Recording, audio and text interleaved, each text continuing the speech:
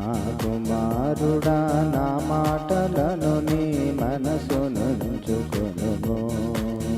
నా ఆజ్ఞలను నీ యొద్ద దాచిపెట్టుకొనుము. నా కుమారుడా నా మాటలను నీ మనసునుంచుకొనుము. నా ఆజ్ఞలను నీ యొద్ద దాచిపెట్టుకొనుము. నా ఆజ్ఞలను నీవు మనసున నుంచుకొనిన ఎడల నీ కనుపాపవలె నా ఉపదేశమును కాపాడిన ఎడల.